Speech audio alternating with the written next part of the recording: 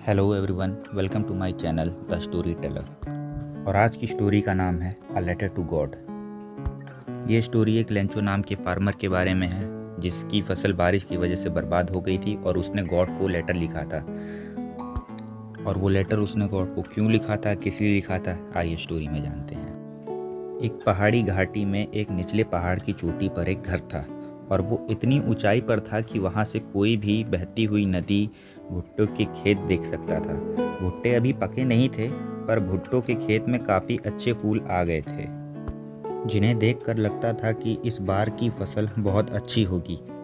और उस समय खेतों को बस एक चीज़ की ज़रूरत थी और वो चीज़ थी तेज़ बारिश। अगर तेज़ बारिश नहीं तो धीरे ही सही, पर बारिश की उन खेतों को बहुत ज़्यादा ज़रूरत थी। अब सुबह से ही लेंचो, जो अपने खेतों को बहुत अच्छी तरह जानता था, वो कुछ कर नहीं रहा था। वो बस नॉर्थ ईस्ट की तरफ आसमान में देख रहा था और देखते हुए उसने अपनी पत्नी से बोला, now we all are going to get some water women.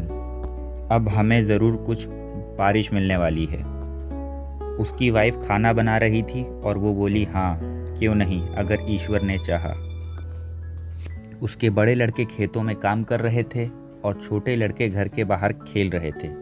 तभी उनकी माँ भोजन पर उन्हें बुला लेती है कि चलो खाना खा लो। खाना खाते समय जैसा ही लेंचो का अंदाज़ा था कि बारिश होगी, वो सही निकला और बाहर पानी की मोटी मोटी बूंदें गिरना शुरू हो गईं। नॉर्थ ईस्ट डायरेक्शन से घने बादल आ रहे थे और ठंडी मनोहर हवा चलने लगी थी। और तब लेंचो अपने घर के बाहर सिर्फ इसलिए निकलता है ताकि वो बारिश की बूंदें अपने सूप पर महसूस कर सके। और जब वो वापस जाने लगता है घर में तो चिल्लाकर कहता है कि ये बारिश की बूंदें नहीं हैं जो आसमान से गिर रही हैं, बल्कि ये नए सिक्के हैं। बड़ी बूंदें 10 सेंट और छोटी बूंदें 5 सेंट। संतुष्ट भाव से उसने देखा कि बालियों के साथ पकी फसलें बारिश की बौछार से ढक गई हैं। पर अचानक से हवा का बहाव तेज हो जाता है और बारिश के साथ बड़े ओले गिरने लगते हैं जो कि वास्तव में नए चांदी के सिक्के लग रहे थे। और लड़के बारिश में निकलकर वो जमे हुए मोती की बूंदें पकड़ने लगे। लेंचो अचानक से पुकारता है कि अब वास्तव में ये सब बहुत बुरा हो रहा है। मुझे उम्मीद है कि ये सब जल्दी थम जाएगा। और जैसा उसने उम्मीद की थी वैसा बिल्कुल भी नहीं हुआ।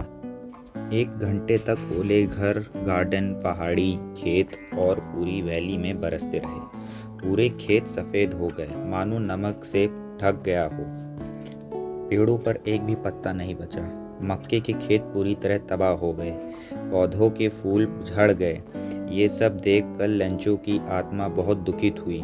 वो खेत के बीचों बीच खड़ा था और उसने अपने बेटों से कहा कि टिड्डी दलों की तबाही भी इससे अधिक छोड़ जाती है। ओलू ने कुछ नहीं छोड़ा। इस साल हमें अनाज नहीं मिलेगा। वो रात बहुत दुख भरी थी। हमारी सारी मेहनत बर्बाद हो गई। अब हमारी कोई मदद नहीं कर सकता।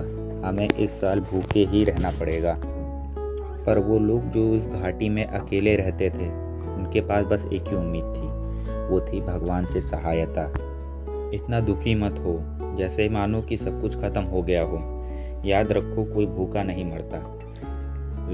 लोग कहते हैं कोई भूखा नहीं मरता। और उस पूरी रात लेंचो बस एक ही चीज़ के बारे में सोचता रहा, जो थी ईश्वर से मदद। लेंचो को ईश्वर में इतना भरोसा था कि उसे लगता था कि ईश्वर की आँख हर जगह है। यहाँ तक कि उन्हें ये भी पता होता है कि किसी के मन में क्या चल रहा है। लेंचो एक बैल की तरह अपने खेतों में काम करता था, पर उसे लिखना आता था। अगले ही रविवार के सवेरे उसने अपने पत्र लिखना शुरू किया, जिसको वो खुद ही कस्बे ले जाएगा और डाक में डालेगा। हो सकता है वो पत्र उसने ईश्वर को ही लिखा हो। उसने उस पत्र में लिखा था, ईश्वर, अगर आप हमारी सहायता नहीं करेंगे तो मैं और मेरा पूरा परिवार इस साल भूखा ही रह जाएगा। मुझे 100 पैसों की आवश्यकता है जिससे मैं पुनः खेती कर सकूं और अगली फसल होने तक जी सकूं। क्योंकि जो ओलों की बारिश की वजह से मेरी फसल खराब हो गई है। और उसने लिफाफे पे लिखा था, सेवा में ईश्वर को। पत्र को लिफाफे में रखकर और परेशानी की हालत में ही वो कस्बे की ओर चल पड़ा। पोस्ट ऑफिस पहुंचकर उसने लेटर पे स्टैंप लगाया और उसे लेटर बॉक्स में डाल दिया। पोस्ट ऑफिस के कर्मचारियों में से एक व्यक्ति, जो कि डाकिया और डाकघर में सहायक का भी काम करता था, वो उस पत्र को देख के खूब खुलकर हंसने लगा और हंसते हुए वो अपने अधिकारी के पास गया और उसे वो पत्र दिखाया, जो कि ईश्वर के नाम लिखा गया था। अपने पूरे कैरियर में डाकिये ने कभी वो पता नहीं देखा था। पोस्ट मास्टर, जो कि एक मोटा और अच्छे स्वभाव का व्यक्ति था, वो भी उस पत्र को देखकर जोर जोर से हंसने लगा और तुरंत ही गंभीर हो गया और डेस्क पर पत्र रखकर बोला, इतना विश्वास? काश मेरे मन में भी उतना विश्वास होता जैसा कि उस आदमी के मन में है जिसने ये पत्र लिखा। ताकि लेंचो का ईश्वर से विश्वास न उठ जाए, इसलिए पोस्टमास्टर के मन में एक आइडिया आता है कि वो इस लेटर का जवाब देगा। और जब उसने लेटर खोला तो ये स्पष्ट था कि पत्र का उत्तर देने के लिए सद्भावना और कागज के सिवा कुछ और भी चाहिए था। पर वो अपने संकल्प पर दृढ़ रहा। उसने अपने कर्मचारियों से पैसे मांगे और अपने वेतन का कुछ भाग भी दिया, और उसके कुछ मित्रों ने भी इस परोपकार के काम में उसका साथ दिया। पोस्टमास्टर के लिए 100 पैसों इकट्ठा करना बहुत मुश्किल था, तो उसने 100 पैसों की आधी रकम से थोड़ा ज़्यादा किसान को भेजा। उसने पैसे लिफाफे में रखे और लेंचो का पता लिख दिया। ईश्वर के हस्ताक्षर के रूप में एक शब्द ईश्वर लिखा। अगले रविवार लेंचो थोड़ा जल्दी पोस्ट ऑफिस आ जाता है और पोस्ट ऑफिस में आके पूछता है कि क्या उसके नाम पे कोई लेटर आया है।